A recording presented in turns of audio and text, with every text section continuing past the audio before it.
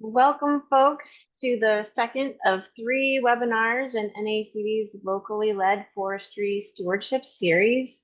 I'm Laura Meyer. I'm with KR Creative Strategies, and we're very happy to be supporting NACD and hosting these webinars for you. We'll do introductions of our speaker in a minute, but just some quick housekeeping. As you come and join in, folks should be on mute. Please double check that. So we'll have time at the end of the presentation today for you to ask questions. We'll help facilitate that through the chat.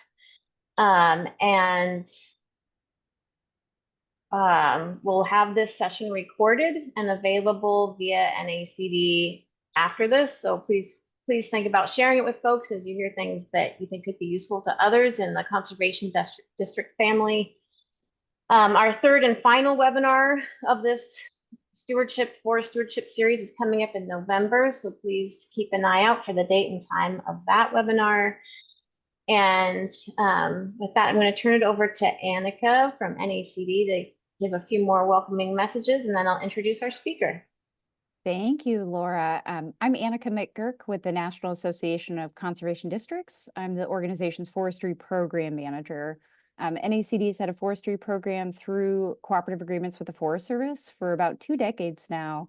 And based on the folks I see here on our list today, it's no surprise to you, districts are doing a lot in way of forestry. Of course, it looks really different depending on where you live and what your resource concerns are. And we're really excited to hear from North Carolina today and really start to wrap our heads around the idea of shared stewardship and how districts could be, taking advantage of some of these opportunities to do cross-jurisdictional work. And more importantly, be able to connect to some of the funds that are available for these federal land stewardship programs. So with that, I'll kick it back to you, Laura, and thank you for joining us. It is my pleasure to introduce our speaker today, Barbara Bleiweis, who'll be presenting Good Neighbor Agreements, Transforming Disaster Recovery into Economic Development. Barbara chairs the North Carolina Soil and Water Conservation Commission and the Mecklenburg SWCD. She also serves as president of the state association. Barbara is passionate about conservation policy from the local level up to national scale, which is maybe why I met her as, I think, the first class of the Next Gen Leadership Institute. And Barbara has 2 children and enjoys spending time in Charlotte with her cats. So with that, I will turn it over to you, Barbara. Thank you. Thank you. And it's a pleasure to be invited to do this webinar. I hope that you will enjoy this, and I hope to connect with each and every one of you after this because I'm super excited. So you'll have to bear with my overt enthusiasm for this subject. The name of my presentation is Good Neighbor Agreements and Transforming Disaster into Economic Development. And this started with, actually, I'm trying to advance the slides. Whoops. It's not advancing. Oh, here we go. Hit that. It started actually before Helene. So the Good Neighbor Agreement was the fourth of several funding sources, to be perfectly clear. And as serendipity would have it, has become the primary instigator for our biochar initiative. Very simply put, we were pursuing with as the chair for Mecklenburg Soil and Water, the Climate Smart Commodities Grant that NACD had secured as a subgrant through USDA. That process was very, very important and brought to the table the fact that in order to really make the impact on the environment, I would need scale. I needed more farms and so forth. It was, to be honest, it started a very frustrating process, but an incredibly important learning one. Over this, I guess, probably for 24 months, and then Helene hit, the Forest Service, the Good Neighbor Agreement, propped to the top, and largely because of very strong relationships that my counterparts in Western North Carolina, Haywood County in particular, had with the Forest Service over the years. So what's very clear, and I hope that you will pick up from this presentation, is the strong, trusted relationships that the conservation districts have with our conservation partnership. The Good Neighbor Agreement, as we had discussed, is between, as it's proposed, The U.S. Forest Service, and specifically in the western part of North Carolina, and the North Carolina Division of Soil and Water. Now, that's different than what may have been in the past, where we had originally connected with the North Carolina Forest Service within the Department of Ag. But interestingly enough, the North Carolina Forest Service was not equipped or prepared to deal with the good neighbor in the way that we had presented it. So it was very, very interesting. So being able to have that directly with the Division of Soil and Water, where the conservation districts lie, has made a big difference. The Good Neighbor Agreement, as proposed, focuses on helping recovery from Hurricane Helene in Western North Carolina. There are 39 districts involved in that process, and there's a handful where Helene has been particularly devastating. The focus for Good Neighbor is on mitigating wildfires because of hazardous fuel buildup, and on reducing the wildfire risk in landfills that are overflowing with mulch. This particular goal cannot be overstated. What has been happening with the 800,000 acres of private and public forest land is FEMA and U.S. Army Corps of Engineers harvesting the debris, harvesting the timber, and their current scope of work allows them to transport it and bury it, burn it, or mulch it. They are running out of space in landfills. Landfills throughout the state are overflowing anyway because of development. Helene has exacerbated existing real estate.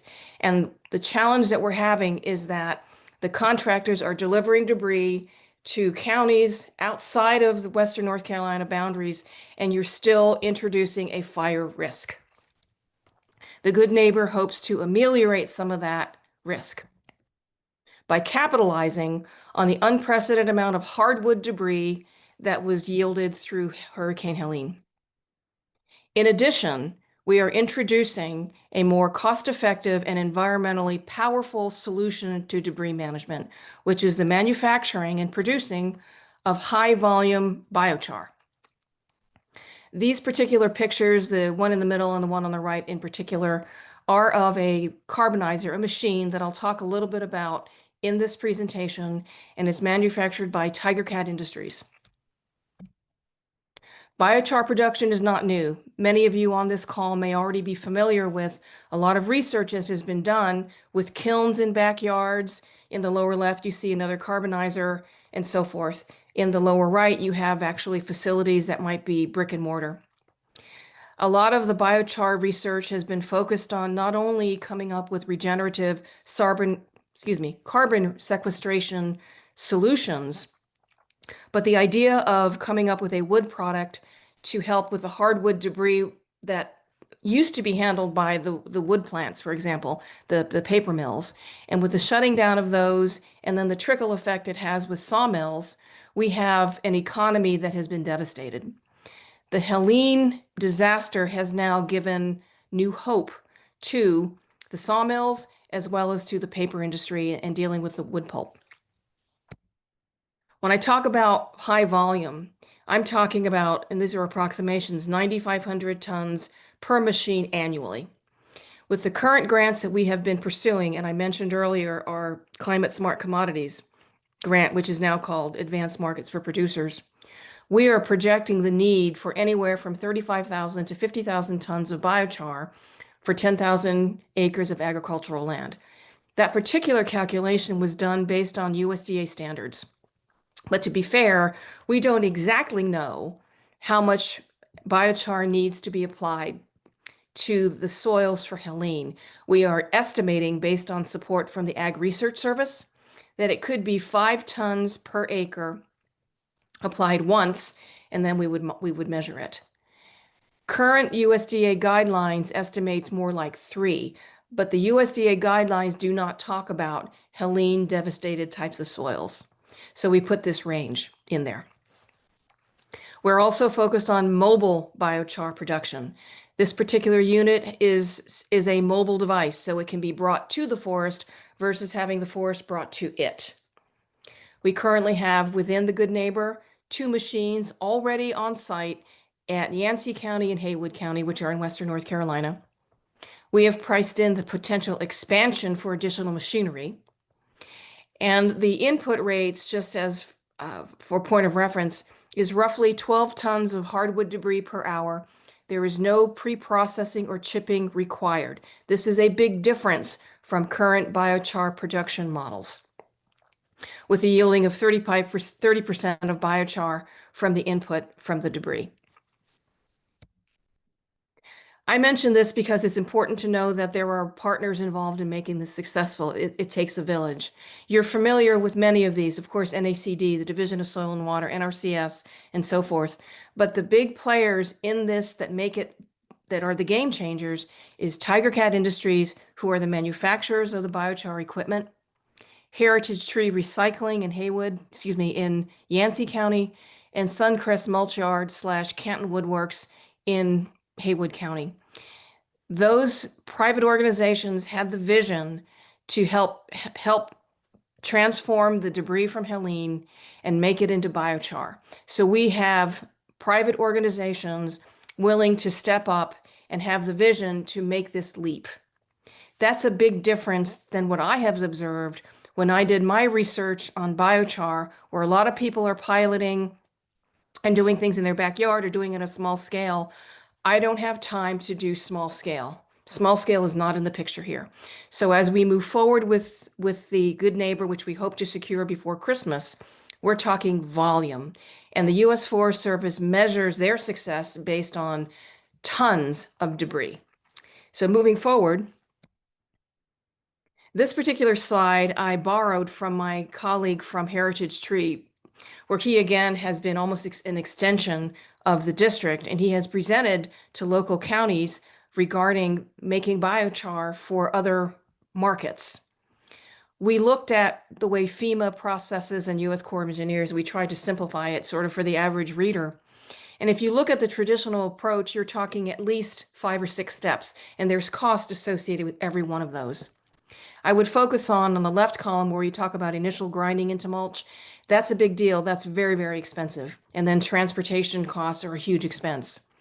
We're proposing in Good Neighbor, instead of 5 steps, to go to 2, with ultimately distributing to farmers.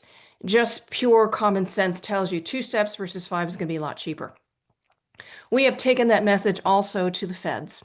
We have talked with different lawmakers about having FEMA include biochar as an outcome so that we're not dealing with just mulch. That has been a much, much harder conversation to have, but we continue to try. Again, here in the Good Neighbor, it's a locally led solution with just 2 steps. Producing biochar directly from wood debris, no mulch, no chipping, no FEMA, no Corps of Engineers. It's beautiful in that regard. The Good Neighbor Authority, as we're proposing, is $20 million over 5 years, 30,000 tons of debris annually. We negotiated this, by the way, as we were talking with our partners in terms of what was a reasonable number. We originally went in with 60,000 tons of debris, and we decided to be more conservative, and we lowered it.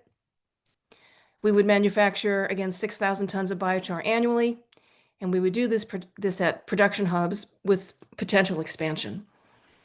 This data and these numbers were created through a collaboration, not only with our partners, but also with the U.S. Forest Service.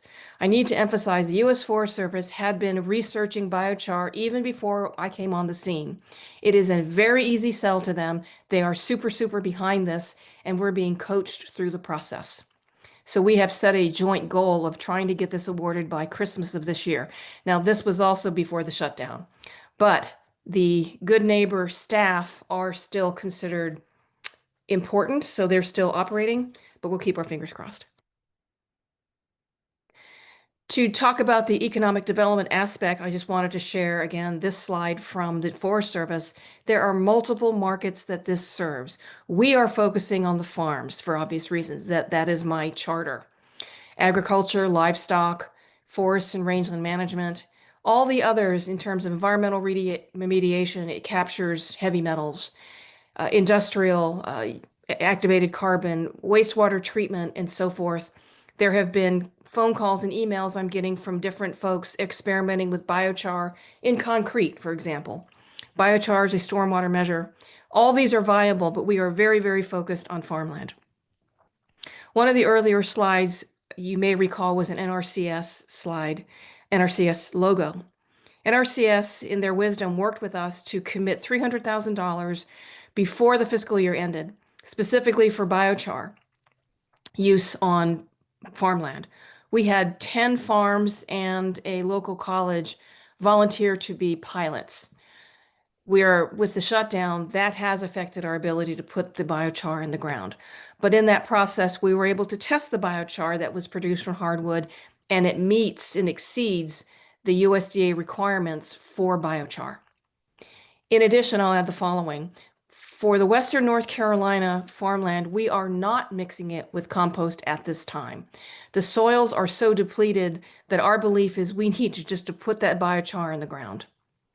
In the mid and long term, to combine it with compost, which is a USDA preference, that will be considered. And there are other partners involved in that, but that's not what we're focused on with Good Neighbor. With Good Neighbor, we're producing the biochar. We are not putting it in the ground. Biochar is indeed conservation gold, as we talked about. For those of you that may not be familiar with it, it is a carbon sponge, right? It can bind with so many different elements. It helps retain waters and nutrients, etc. There is research going on by the University of Tennessee to revegetate stream banks using biochar as a way to increase water retention and deal with flood resilience, as an example. So we're hoping to get some of that data, because I will be on a panel in 2 weeks talking about our role in flood mitigation and how biochar can play a role. I'll add the following, that both FEMA and U.S. Army Corps of Engineers, when they remove debris and so forth, they do not revegetate those stream banks. So the conservation districts have a role in coming in to kind of do it right, and we'll be proposing biochar as part of that remediation. Agriculture, as I mentioned, is a soil amendment. On the right is a photo I took of farmland that was as a result of Helene. It's nothing. It is pure sand, and it's probably 5 acres. It was just devastating to see. So they will hopefully be a candidate for us. This is also interesting. I was on a team meeting with my water and climate committee, and the idea of how water and climate and watersheds tie to Forest Service. The Forest Service, in their research prior to Helene, is evaluating biochar to promote oak and hickory regeneration because it uses less water, and they were very focused on source water protection in the Appalachia. So this data was directly from their research, and I shared this with my team here in Charlotte because we are one of the fastest growing cities here in North Carolina and in the nation, and we're serving a lot of people with water. So biochar plays a role in protecting the water and promoting more water for a growing population. And finally, as a stream bank stabilization and stormwater management and erosion control, it's going to play a huge role. Urban conservation is a big deal in Charlotte and in Durham and in Raleigh, and biochar can play a role outside of agriculture. So here we are a year later from Helene. I don't have my Good Neighbor awarded yet, and our big hurdle is just sheer the loss of time. We're hopeful that this will happen. Each day we lose, we're putting, again, as a public safety risk of landfill fires and forest fires that could happen. Our cost factors may have to adjust accordingly. We'll know from the Forest Service because we spoke with them probably about 10 days ago, and we're hoping to hear where things stand. And landfill, we're running out of space. The landfills in particular, there are 2 that have come on my radar. Asheville, which is everyone's heard of, they're right there in Western North Carolina, and Gaston County, which is right to the west of Mecklenburg, which is where I live. In Gaston, they have been looking at biochar machines to deal with the waste from construction and so forth for the last 5 years. And the problem that they have come across is the need for an air quality permit for the machinery, and every time it's a stumbling block. And this is true in probably most of the landfill areas throughout the nation. And the difference with what we're doing is that the Tiger Cat has a EPA determination letter that says that the 60/40 does not require an air quality permit because it is producing biochar from wood debris. It is not an incinerator. So I share that with you as you leave this, is that words matter and language matters. The Tiger Cat Legal Counsel was a former EPA attorney who wrote the Clean Air Act. So with him on staff at Tiger Cat, it has made a huge difference. So now the landfills can purchase a carbonizer and produce biochar and not have to deal with being shut down because of an air quality incineration issue. The other G&A challenges I just mentioned, because we've lost time and the Corps of Engineers and the Forest Service contractors have removed debris, the amount of debris that is remaining falls under a different category of U.S. Forest Service agreement. So this is where we're literally in this space of trying to understand, is my current cost model still viable under this agreement, or do we have to change to a different U.S. Forest agreement? I don't know. Okay. Currently, the Forest Service agreements do cover public, like Pisgah National Forest as an example.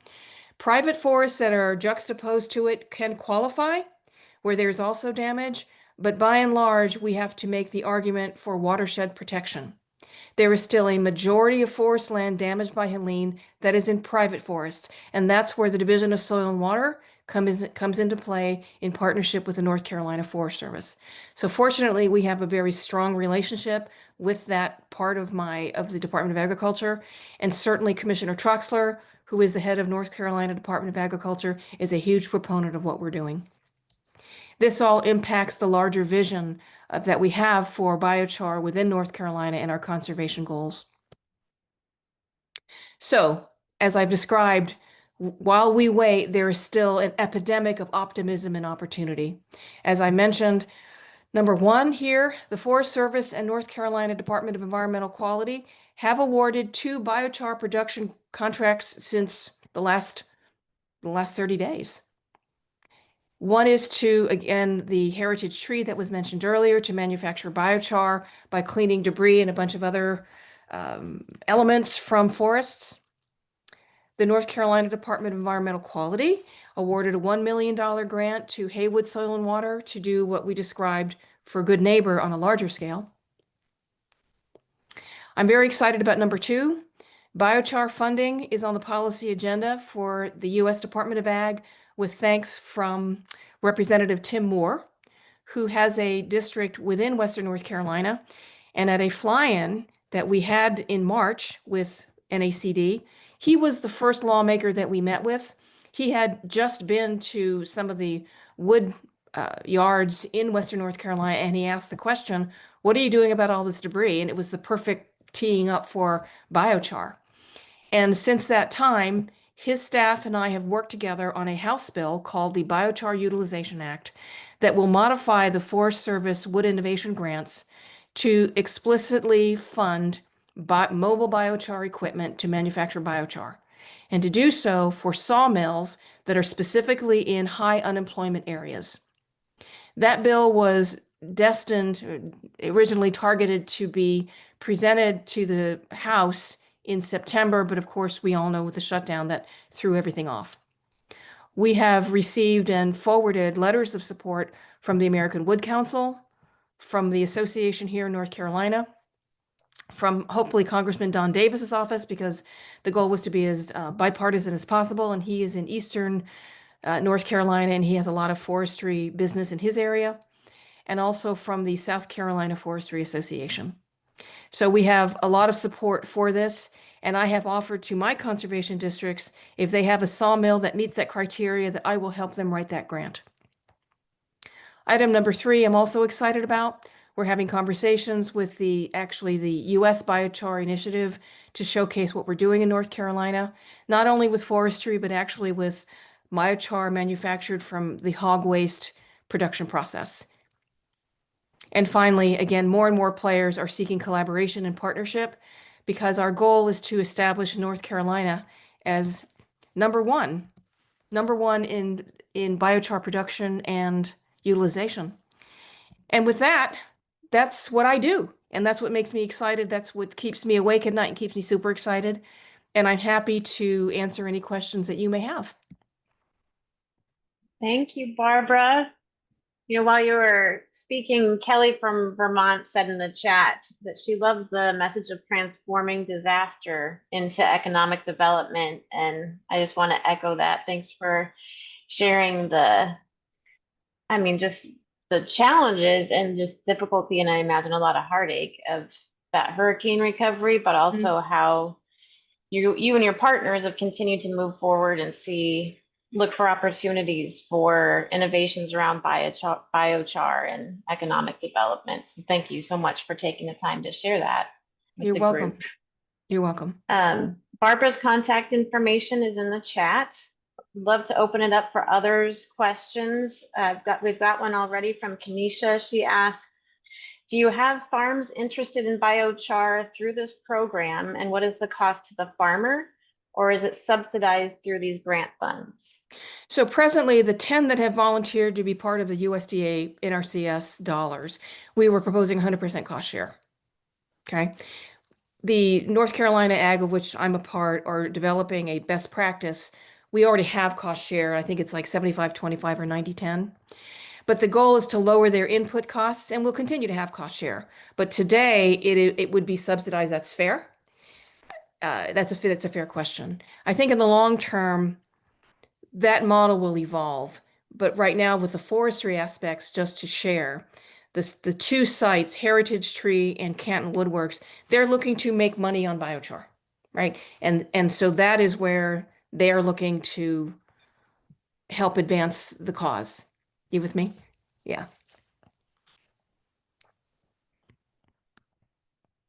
Other folks, if you want to put your questions in the chat, I can ask one of my own in the meantime, but please use that chat to enter your questions.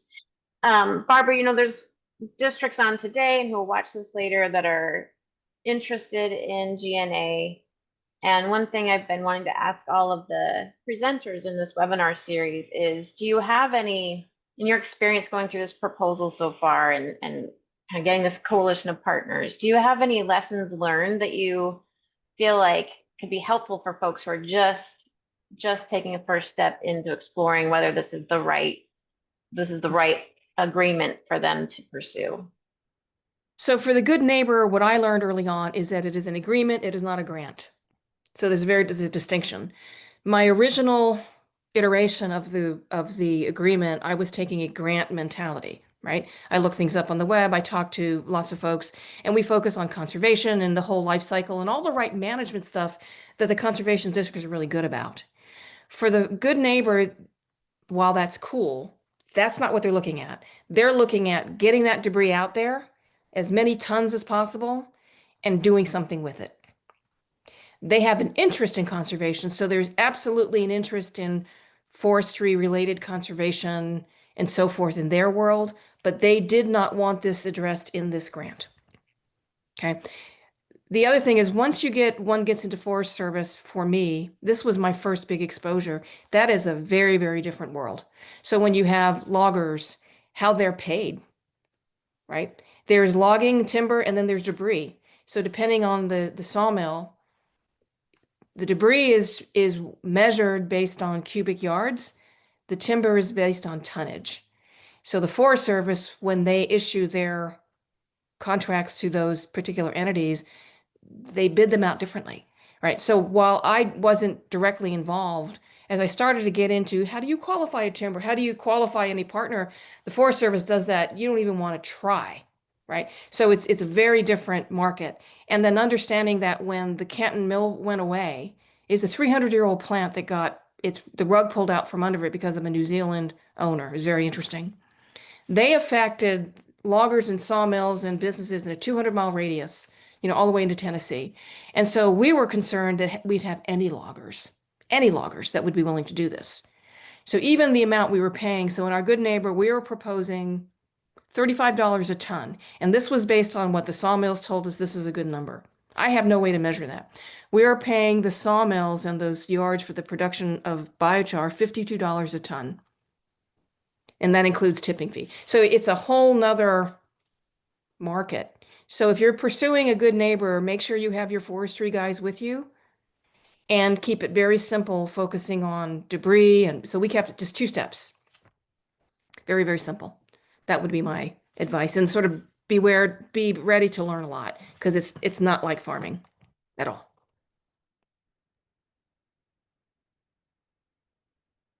So Claire is saying, I think you mentioned that the state agency is the agreement holder for a number of districts. If so, could you speak more to that process and why that is a preferable route than district by district agreements? We'll start with that. Right. She's got a few more follow-ups, so we'll Sure. start with that So piece. let me try. So the Division of Soil and Water administers cost share program. We call it cost share programs, of which biochar will be one. And they have agreements with each district. So we have a process already where districts then submit conservation plans, and then it gets approved and they get money. Add the following. Each district, and there's 96 districts in North Carolina, they do have agreements with their host county for their staff. Okay. Their staff are county employees. So having each district, which can, by the way, pursue grants independently and do their thing, they're not structured often to do that, with very little exception. Okay. So the division performs a tremendous value to the districts. And that's why I say it's preferred. It's a system that works. And we have cost share and the financial fiduciary accounting all set up for it to work that way. Great. And so our follow-up questions were, what went into developing the collective proposal and any challenges or best practices going that route? It was me.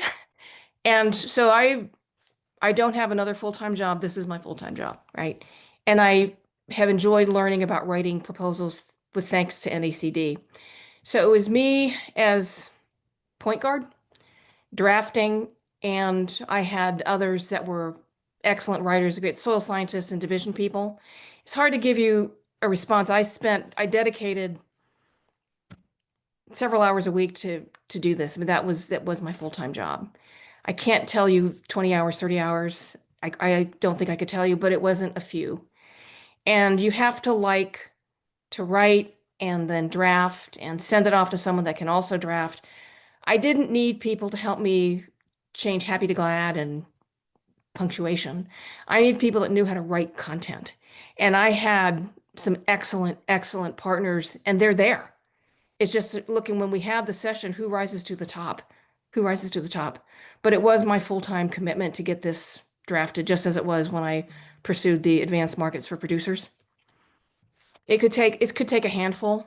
I tend to focus on a handful, no more than. And you do too many, it's not going to get done. That's good advice. And I think that addresses, I think in part Colton was asking about the commitment or capacity required of a district to pursue this type of agreement. That sounds like it's Yeah. quite a bit. Well, it's With just, the right I'll say just like a grant. So I write the grants. I have a conservation manager here in Mecklenburg, and she does other grants. This could not be delegated to her. Some supervisors don't write grants. They have larger staffs. Some of the districts are part of their local research conservation, the RC&Ds. And so they have a multi-faceted, multi-funded district. Within Mecklenburg, it's me. I have 4 other supervisors and 1 full-time staff person that writes other grants for local conservation. So I'll say it depends, right? It depends. And that's why when I offered up to some of the other districts, if they want to go after a U.S. Forest Service grant, I'll help them write it. It's because I know they won't know how to write it. So hopefully that answers the question. Yeah. Yeah, and I guess this is a little more general, but you'd mentioned that you've received some guidance, some resources, some help through NACD to help with grant writing. Do you have like the top 2 or 3 things that you feel like you've taken from those lessons learned that really helped you with this proposal? Mm-hmm. Certainly setting up budgets, because that is an art form. And so that has been extremely helpful from someone like me who had not done a lot of grants before. Okay. So that's the other thing that is important, and it's not always easy to address, is scale. So in the NACD grant early on in working with NACD and the issue of scale, it was hard to respond appropriately.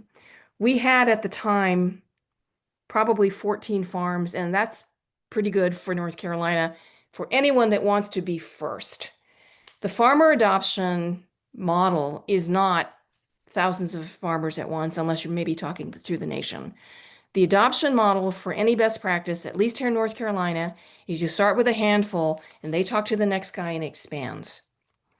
The USDA wanted something different. Okay. They were and I see this a lot, and I can't say it's wrong, but it's how you address that. Helene allowed me to talk scale. Prior to Helene, it was very, very difficult to talk scale. Right? It was just very, very difficult.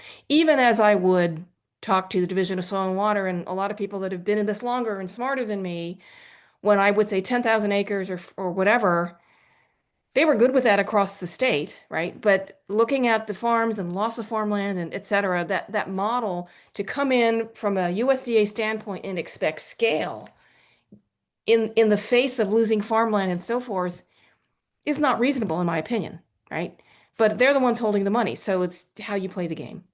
I mean, that's really, at the end of the day, it's how you play the game.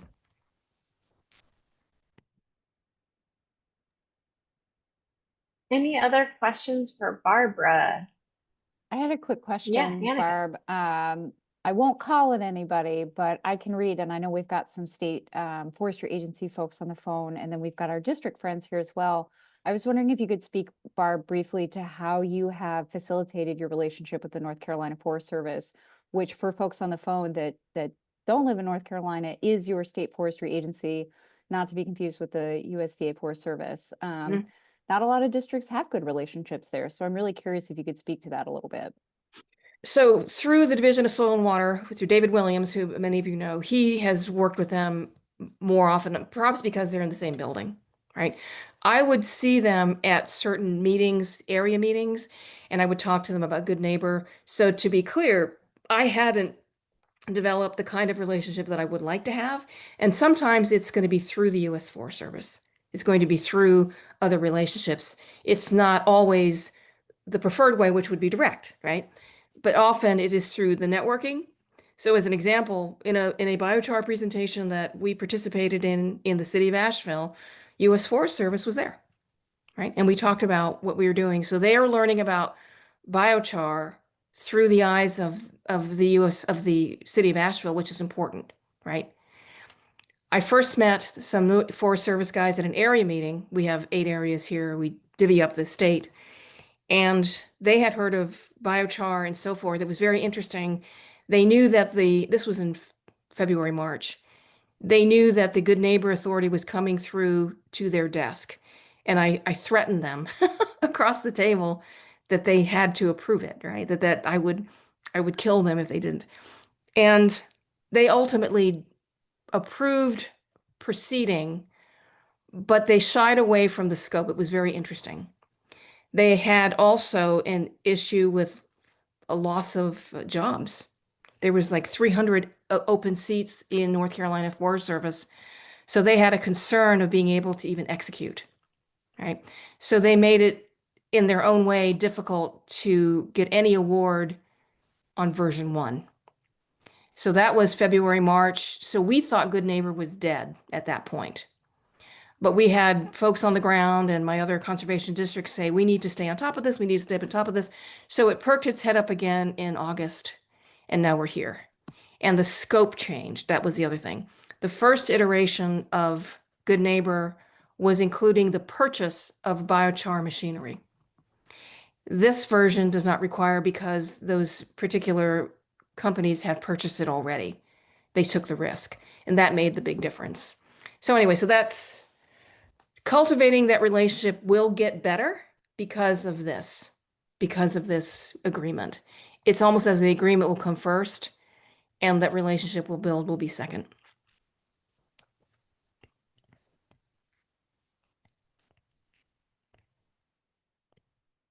I know a few districts and associations of other states have talked about the challenge of introducing conservation districts as partners in this space, like in the forestry space and biochar and these more innovative approaches, which like when you're in this world, we know that, but for folks who maybe aren't familiar or are thinking of a kind of more traditional role that districts used to play, how's it been for you and the districts in North Carolina to pitch the role that conservation districts are playing in this space?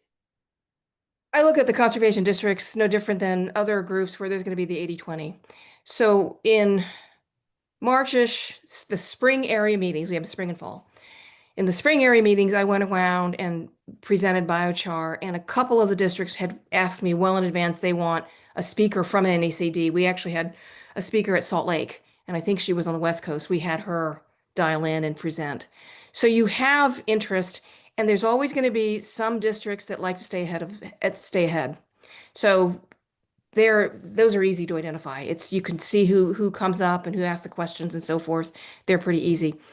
The other way that we get districts involved and we get biochar on the radar is through other partners. So the example I'll use with Western North Carolina, Mountain True is a 501c3. They do a lot of debris cleanup and tree forestation, et cetera, et cetera. So through them, they have very tight ties with the North Carolina General Assembly. So we work through them. Through other lawmakers that are looking at flood mitigation, the other issues that pop up of which the conservations can play a role is how we message it through. It's somewhat indirect. I do not expect the conservation districts to stand up and be counted. They need someone to do that for them. I look at my role as the president of the association to perform that role. Right.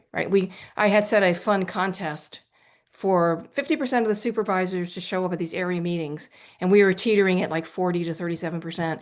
Nothing I would say changes that. Right? There's work that has to be done, and that's somewhat could be generational, right? There's some where they're just naturally conservative and they want someone else to do it. That's going to happen. That's happening in Yancey. So Heritage Tree is squarely in there, and they're presenting to the Yancey Board of County Commissioners. And I have I think a board member from a soil water district that had no interest. That'll change. Once cost share, once the division embraces it and it makes it easy. Everyone's different in terms of adoption, and the conservation districts are no different. Kenesha, you had your hand up. I did.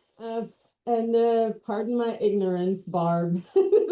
Everyone else probably knows this, but is this a competitive process? I know you say it's an agreement, but it sounds to me like it's also a competitive process to get these funded projects. So that's a really good question. So the Good Neighbor is not competitive. Okay. That's the big difference, whereas the grants are. So that's the difference. Thank you for asking. So there's a high likelihood for this to work and for you to get the agreement. Oh, yes. Yes. Okay. Yes. Okay. That's good. In fact, after a couple of meetings with them on Zoom, I said it shouldn't be called Good Neighbor, it should be called Best Friend. I said they're my best friend. Yeah, it is not. It is something they're looking to award. When you're pursuing these agreements, Barb, is there a sweet spot for funding that people should think about? That would be for the Forest Service to tell you. So our first, and normally it's large, right? This is not pilot. Let me just figure this out. Our first iteration, we were asking for 60 million over 10 years. And when we revisited for version 2 in the August-September timeframe, they said 20 million is our number. 20 million in 5 years. And then you can amend it as you go. That's the other thing. You can go back and revisit depending on whatever's happening. You can scale it. So don't think 1 million, think 10 or more. Think multi-year.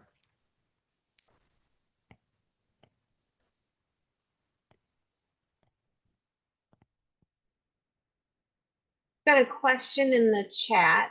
It looks like, so from Kelly in Vermont again, she's saying, I don't see Vermont in their list. How does one go about getting on this list? And it looks like it's the GNA. I'm opening it right now so I can tell you what it is. It's the Good Neighbor Authority page on the USDA site.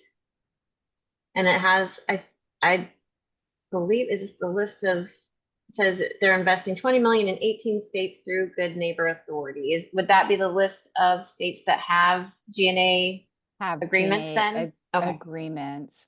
Kelly, so you would want to get in touch with your local Forest Service forest supervisor. You're also welcome to get in touch with us.